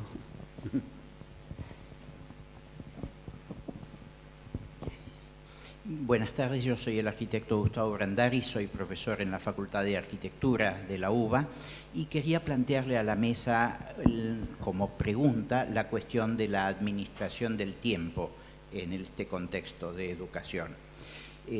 Yo fui a escuela primaria pública en una época en que no había ni internet, ni celulares, ni nada por el estilo, y así como existía el dictado y la composición, existía la tarea para la casa. y como no tenemos Wi-Fi, yo sigo pensando que tenemos que darle a los alumnos tarea para la casa porque no tenemos más remedio, pero supongamos que eso con dinero y un poco de agilidad en la gestión se pueda solucionar. Pero el problema del tiempo que me preocupa es otro. Es la administración que uno hace consciente y voluntariamente del tiempo. Hace 2 días que estoy buscando en mi biblioteca un libro que no lo puedo encontrar, y en más o menos unos 5 minutos logré bajar de Gálica, de la Biblioteca Nacional de Francia, un libro de 1030 páginas de 1867. De modo que obviamente me convendría que mi libro estuviera en Francia y yo lo pudiera bajar para encontrarlo. Pero yo puedo hacer esa administración del tiempo porque aprendí antes de todos estos medios y sé lo que busco y me las ingenio para encontrarlo. Cuando yo veo a los chicos con WhatsApp todo el tiempo, mi pregunta es, ¿cuándo piensan? ¿En qué tiempo? ¿Qué tiempo se dan para pensar? ¿Cómo aprenden a escuchar sin interrupción 1 hora la 9ª Sinfonía de Beethoven? ¿Cómo aprenden a pensar un tema? Porque siento que como docente una de las mejores cosas que les podemos dejar en la vida es que aprendan a pensar por sí mismos, libremente, críticamente. Y eso no es, podríamos decir, el comportamiento histérico de Twitter y de WhatsApp. Eso requiere aislamiento, soledad, reflexión, contemplación, tiempo de preparación y tiempo de maceración de las ideas. De algún modo el hombre aprendió aparentemente a pensar interactuando con los demás y eso sigue siendo vigente. Pero el otro tiempo, el que aprendimos a administrar racionalmente, el tiempo de soledad, ¿cómo lo resolvemos con estas tecnologías? Gracias. Bueno, doctora Zuretti, yo estoy en posgrado en psicología, tengo un programa en psicología. Como estoy en posgrado, tengo un poco el trabajo al revés, que es cómo despertar realmente en los alumnos, que no son chiquitos, el real interés por participar activamente en la tecnología. Nosotros tenemos 3 libros en ebook, con toda la posibilidad de participar en ellos, y tenemos poca participación. Yo todavía me pregunto por qué. Una segunda cosa es, yo conozco una experiencia muy interesante de comunidades en los pequeños pueblos que arman su propia red de Wi-Fi. Me pregunto por qué la universidad no tiene esta capacidad, por qué no lo podemos hacer, porque sería algo importante que nos permitiría, sin dinero prácticamente, estar conectados y no solamente con los teléfonos. Entonces, me resultó sumamente interesante esta posibilidad del intercambio con los libros, pero quería preguntarles cómo justamente despertar el interés en aquellos en los que no tienen ese gran interés. Y muchísimas gracias por toda la presentación porque ha sido muy interesante. Bueno, un poco la, digamos, decisión de hacer un comentario es porque me estoy encontrando con parte de la historia de mi vida. Es decir, en el año 72-73, trabajando en la División de Ensayos Educativos y Programas del Consejo Nacional de Educación, decidimos hacer un relevamiento de objetivos para hacer un programa de formación a distancia, porque pensábamos que la formación virtual es distinta a la formación presencial.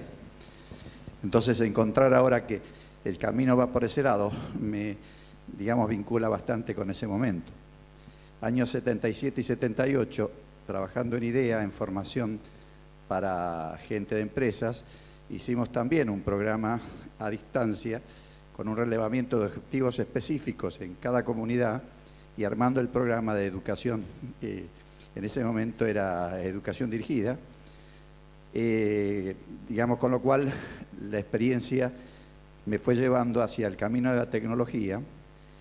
Desde el año 97 estoy a cargo de una parte de una materia en relaciones del trabajo en ciencias sociales que es Migración a nuevas formas de organización del trabajo, donde la preocupación es cómo pensar la forma de pensar la organización de la gestión para evitar los problemas que implica la llegada de la tecnología, digamos, globalizada y que irrumpe directamente.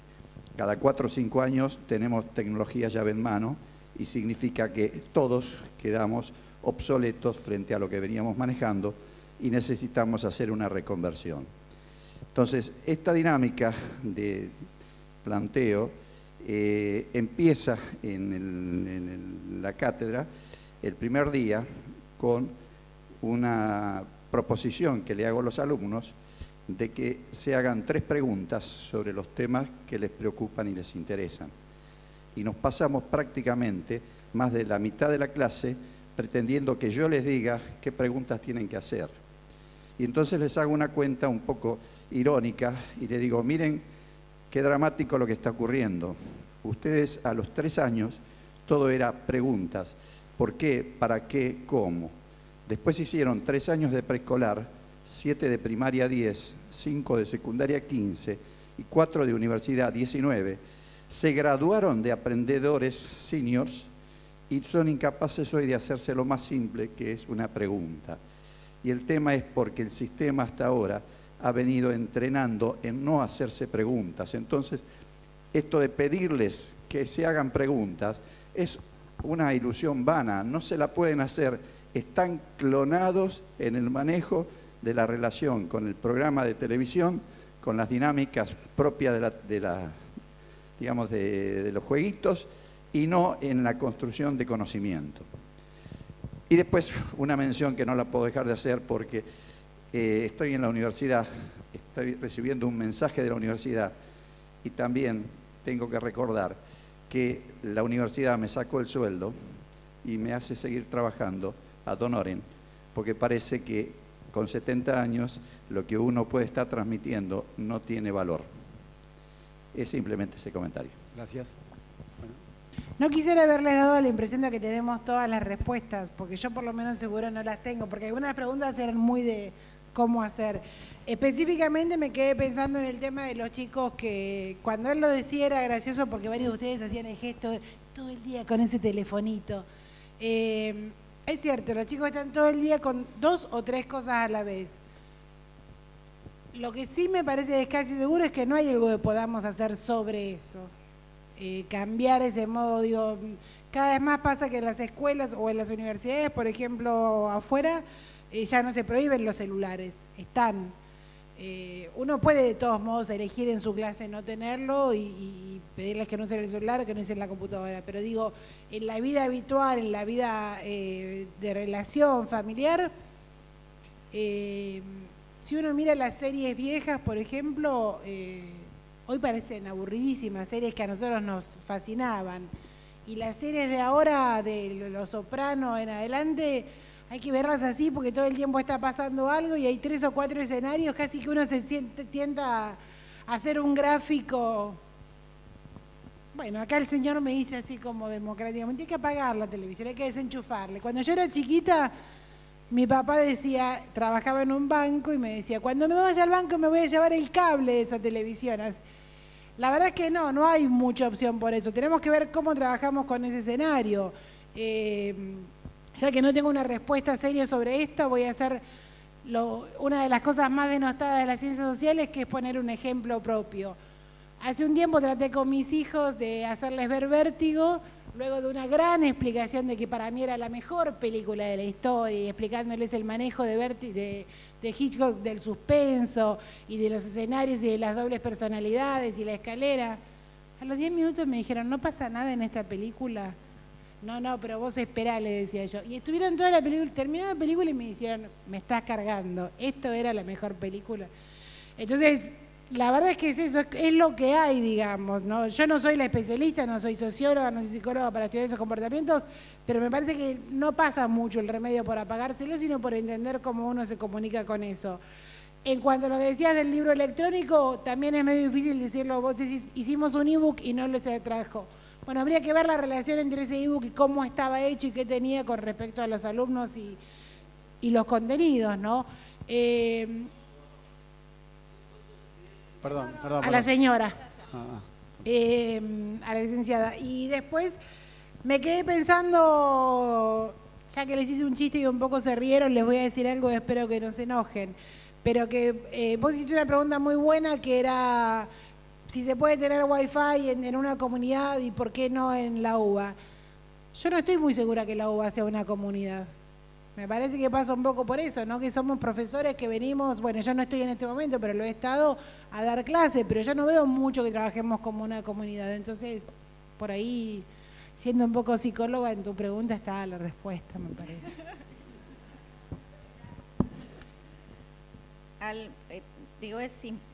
No solo que no tenemos las respuestas, sino tampoco tiempo y hay tantos interrogantes abiertos, pero retomando lo que plantea Laura, nosotros estamos mirando con mucho interés estos fenómenos como son las series o los juegos en línea. Los alumnos que nosotros decimos no leen, que no es este caso, ¿no? Porque en este caso es un posgrado, es distinto, son los mismos que se pasan 10 horas por día jugando, no paran para comer. Y hay algo de esa construcción que Frank Rose denomina situaciones inmersivas que me parece que vale la pena entender, ¿no? Algunos rasgos que tienen, que comparten esos fenómenos de construcción de conocimiento que hoy hay en torno a los juegos o las series. El involucramiento emocional, hay un relato. Rose dice, hay en esas situaciones una historia que habitamos. Me pregunto si en las prácticas de la enseñanza les estamos ofreciendo a los alumnos unas historias para que habiten. Dicen, hay un sentimiento, un involucramiento en primera persona que nos lleva a pensar que somos capaces de hacer, eso que Brunner denomina agencia, que tiene que ver con que el alumno se sienta capaz de hacer algo y estar haciéndolo. Bueno, cuando vemos a los alumnos sienten esto cuando juegan y no lo están sintiendo en clase. Hay algunas cosas de comprensión de estos fenómenos que en general generan estas situaciones de inmersión que me parece interesantes que pensemos. Retomando algo que había aparecido antes, los alumnos cuando juegan, cuando se ayudan, cuando miran series, sí están participando de fenómenos que son de la cultura colectiva, no son individuales, están compartiendo. En el momento en que están mirando la serie o están comentando, están tuiteando, están publicando, ahí hay fenómenos que tal vez tengan una construcción interesante desde una perspectiva de lo colectivo más que individual. Y con respecto a lo que plantean, bueno, a todo lo que se planteó, yo volvería al tema de la pregunta. No sé si espero que los alumnos vengan con una buena pregunta y tal vez haya algo de eso, de que han perdido la gimnasia de preguntarse, pero lo que sí sé es que como docente tengo la responsabilidad de construir unas preguntas, de reconocer las preguntas en el campo, los temas abiertos, y que son esos los temas que invitan a la reflexión y a la construcción del conocimiento. Y esa es una responsabilidad nuestra como colectivo, Laura, y diría, ¿sí? Como colectivo y como colectivo político, que somos los docentes universitarios. Y me parece que ahí sí es donde creo que todavía tenemos muchísimo para trabajar. Antes de pedirle a la secretaria académica que hoy es la última mesa cierre, brevemente quería decir algo. Creo que nos vamos llenos de inquietudes, llenos de pistas. No quiero resumir nada, pero en esto que decía recién Mariana sobre ofrecer algunas historias para que habiten, creo que hay algo que inclusive aparece en las preguntas del conflicto hasta de comunicación entre generaciones, y me da la impresión que ellos nos dieron pistas y que ese conflicto, el tamaño de ese conflicto, aquí nos llevamos elementos para, en la diferencia, cada vez que vemos que, digamos, que la comunicación no existe, no es que ellos no entienden, es que algo no estamos circulando para que eso suceda. Entonces yo creo que, también como decía Laura, efectivamente no tenemos tantos vestigios de ser comunidad, digo, al interior de la universidad. Creo que los profesores tenemos el liderazgo, lo tenemos también, tenemos el deber del liderazgo, lo tenemos también en las cuestiones políticas, y sin embargo tenemos una comunidad que prácticamente no participa o mira para otro lado, y no es un problema de que los jóvenes no entienden, no están solamente con el tiki-tiki, sino que hay algo que nosotros no sabemos hacer también con ellos. Entonces me parece que lo que hemos tenido son esta invitación a no tipificar, a hurgar, a formularnos también nosotros preguntas y muchas pistas que celebro muy fuertemente. Así que muchas gracias, ¿no? Me parece que podemos darle un buen aplauso a los expositores.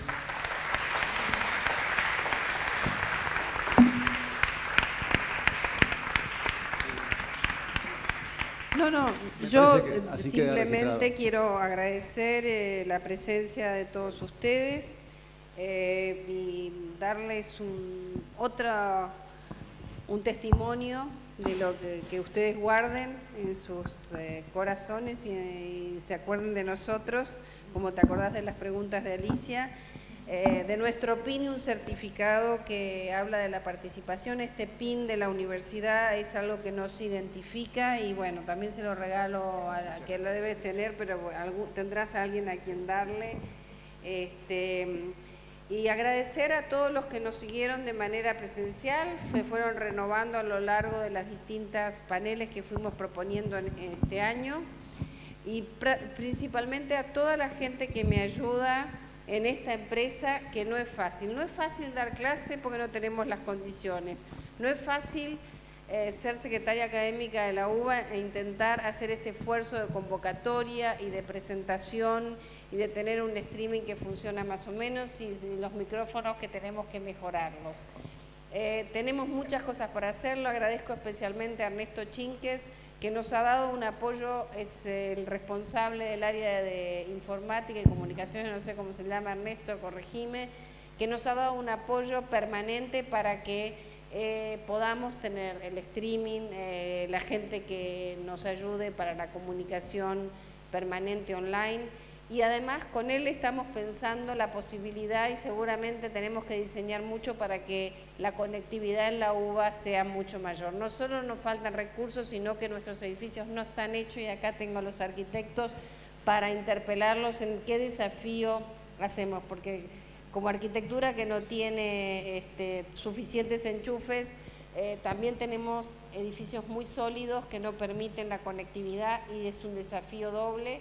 Así que sé que en esto Ernesto está trabajando mucho y que nos está dando un gran apoyo y realmente esperemos que tengamos mejores condiciones para que nosotros podamos asumir el desafío de enseñar de la manera que ustedes nos fueron sugiriendo y que nuestros alumnos puedan aprender un poco más, formularse preguntas y que nos formulemos preguntas. Nada es fácil de la tarea docente ni de la tarea de gestión en una universidad pública como es esta, pero si nos entusiasmamos y nos apasionamos por lo que hacemos y básicamente trabajamos, también hay que trabajar mucho. La tarea docente, la tarea de gestión en esta universidad y con estas dimensiones significa mucho compromiso y mucho trabajo. Elegimos esto y el camino no es fácil, pero realmente nos gusta. Por eso estamos acá. Así que los invito que vía la página me sugieran nuevos temas, porque que termine este año este debate y por ahí no pudimos dar la palabra a todos los que querían hacer preguntas hoy. Los invitamos a que nos propongan nuevos encuentros, nuevas modalidades de trabajo. Sí, para los foros del año que viene, todavía no.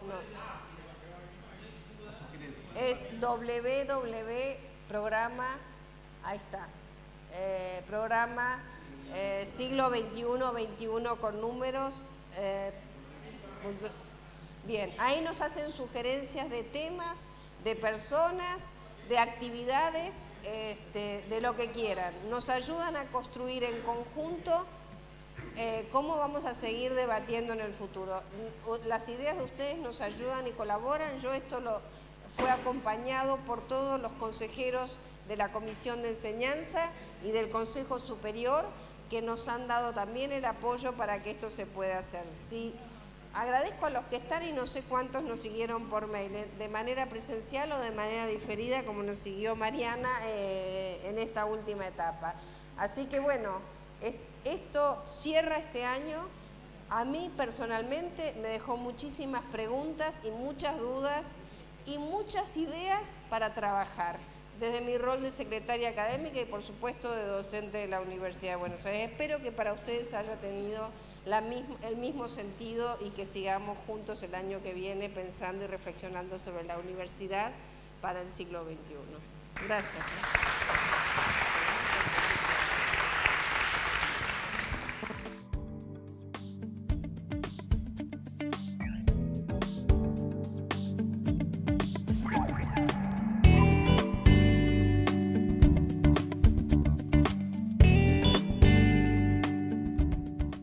La Universidad Católica Argentina, la Universidad del Salvador y la Universidad Nacional del Sur. Tiene una amplia trayectoria en investigación, desarrollo y asesoría profesional en temas de ingeniería estructural, sistemas, telecomunicaciones y educación.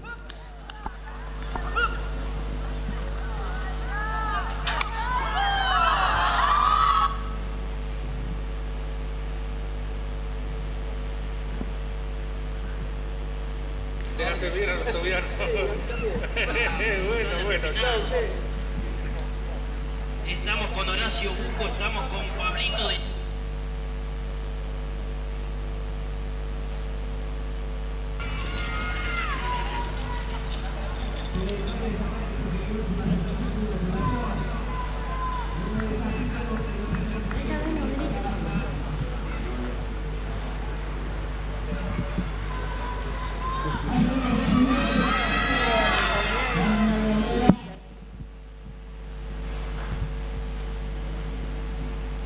Largaron.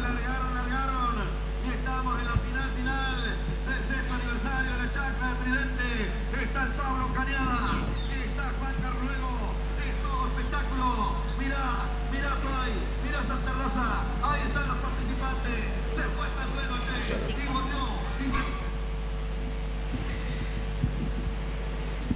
Bueno, primero mi gran agradecimiento a la Secretaría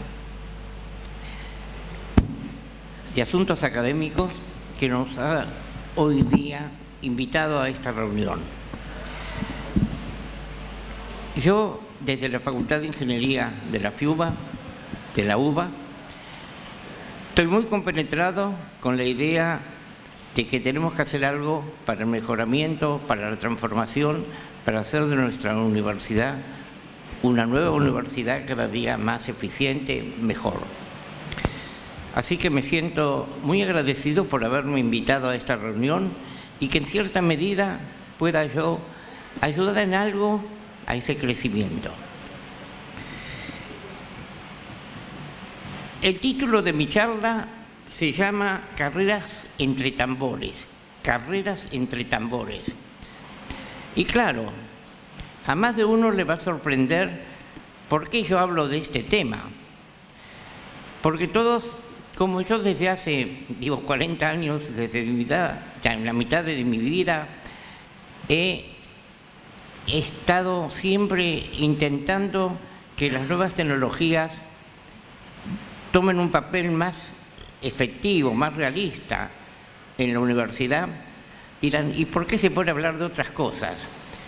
Bueno, y yo voy a hablar de otras cosas, o de una cosa más, porque pienso que ya, no digo que estoy aburrido de ese tema, pero se ha hablado mucho de ello y creo que en el suelo, perpendicularmente a las dos filas,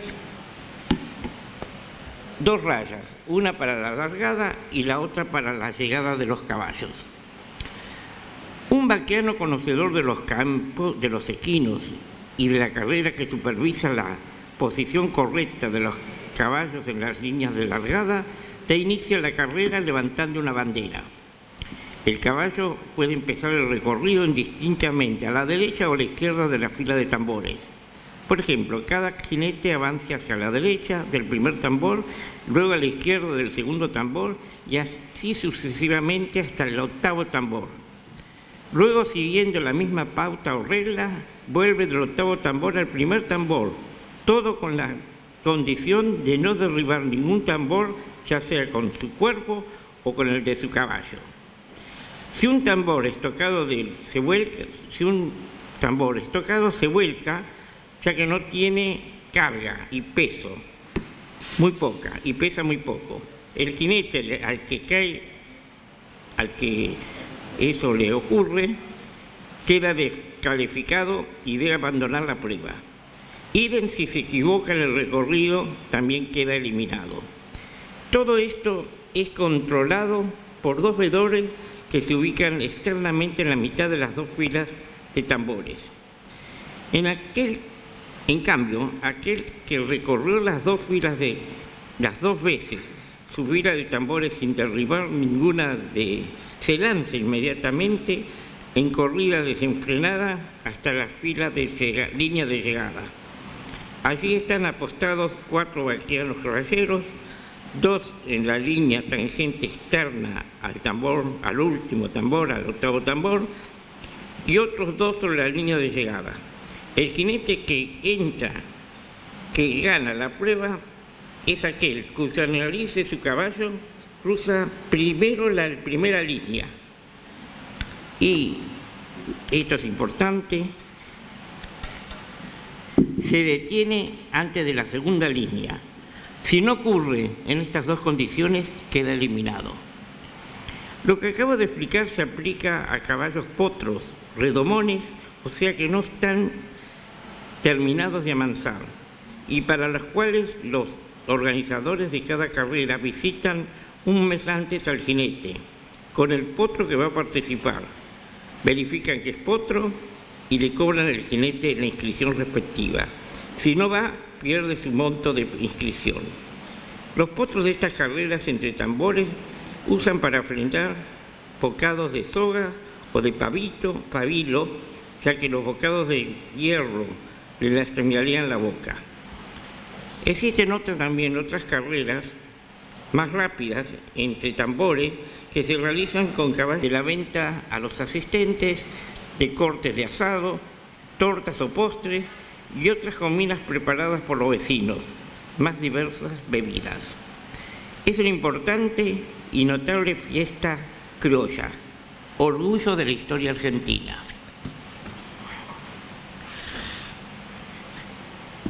Voy a mostrar un pequeño esquema y lo voy a explicar así también muy brevemente, que es por lo cual yo he mostrado antes esos pequeños videos. Los tambores vienen a ser esos tachos, los recipientes que se usan en el campo para llevar gasoil o nafta o queroseno.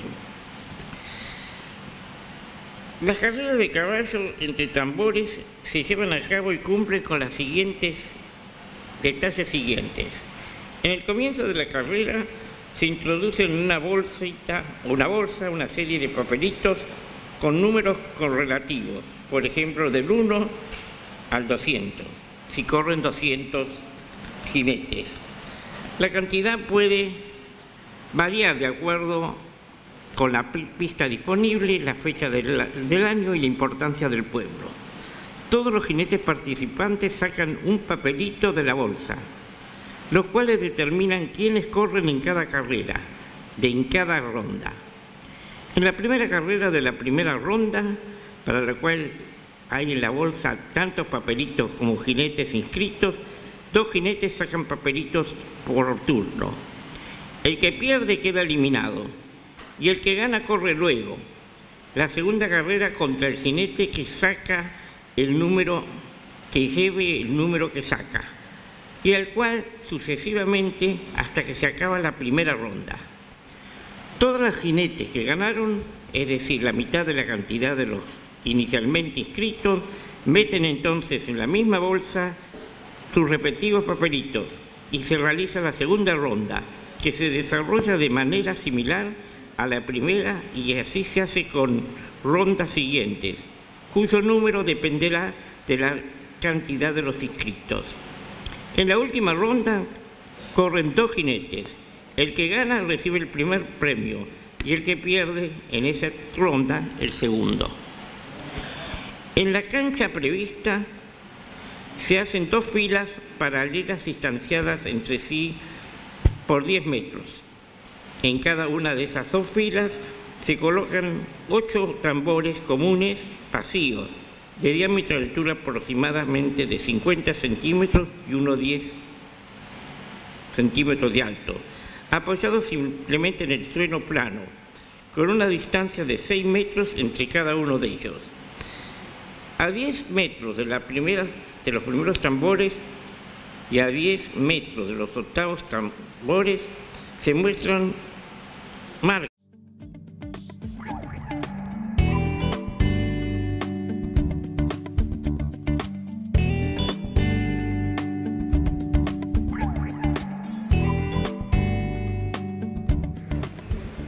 Muy buenas tardes, bienvenidos al último encuentro de la temporada 2014 que organiza el programa La Universidad de Buenos Aires para el siglo XXI y que contó durante el año con paneles, foros, conferencias y diferentes actividades.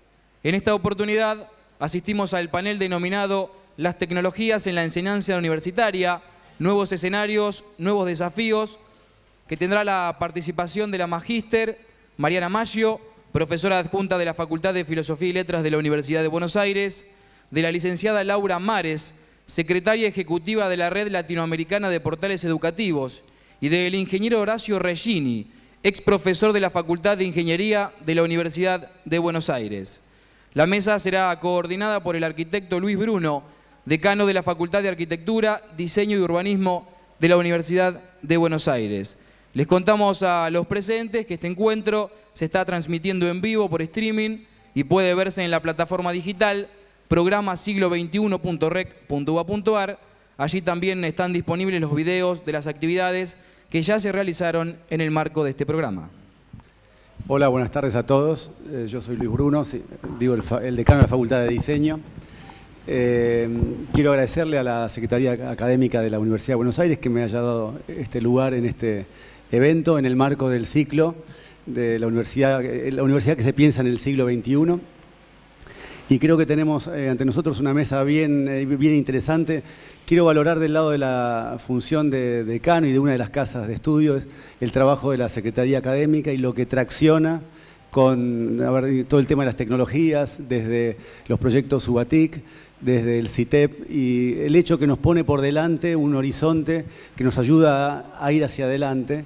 Y siento que a veces desde las sedes, como en el caso nuestro, somos por un momento como partes del problema. Nosotros hacemos todo en papel, no tenemos wifi en el edificio, en muy contados lugares, en nuestras aulas hay pocos enchufes, y la verdad que hoy vamos a ver si entre el problema y lo que nos pone por delante la Secretaría Académica podemos invitarnos a una reflexión que nos movilice y nos traccione. Voy a presentar a los tres panelistas.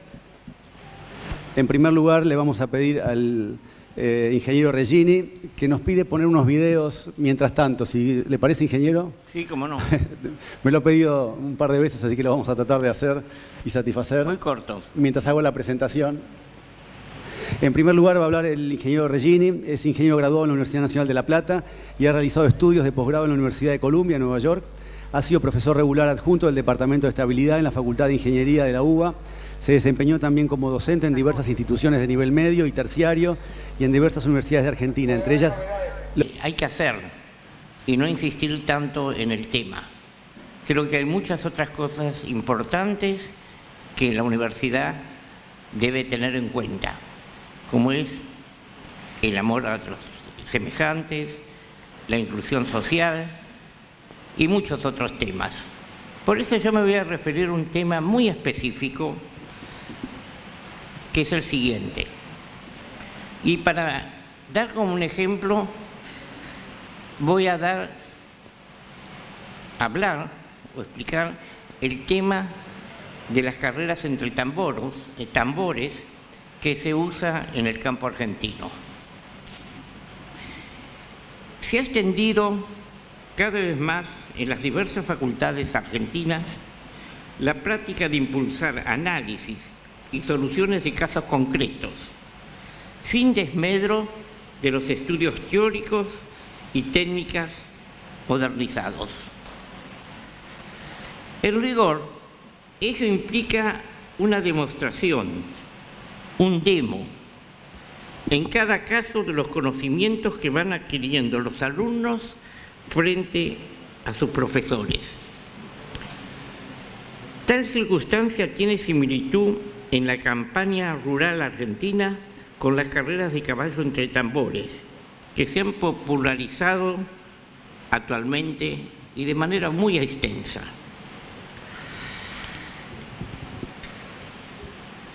Y voy a concluir después con un párrafo por qué digo todas estas cosas. Las carreras de caballos, y cuento rápidamente, frecuentes en los pueblos de nuestro país, han sido y siguen siendo organizadas por los amigos vecinos de las cooperativas de sus respectivas escuelas. Se realizan de manera solidaria y sin pretensiones de ningún o algún lucro individual. Cada participante corre en su respectivo caballo propio y aporta una suma para inscribirse, por ejemplo, pesos 200, y se recauda así un monto global, por ejemplo, de 40.000 pesos si corren 200 caballos. De esa cantidad se deduce un porcentaje para los premios de los jinetes ganadores, por ejemplo, el 20% que se distribuye entre ellos, por ejemplo, 4.000 para el primero, 2.000 para el segundo, etc. También la cooperativa de cada escuela percibe las ganancias generadas por las entradas abonadas por las personas que van a la fiesta, por ejemplo, 40 pesos por adulto, sin cobrar nada a los chicos de cada familia, cuyo número puede ir de 300 a 3.000 personas. Y a su vez pueden recibir otras sumas derivadas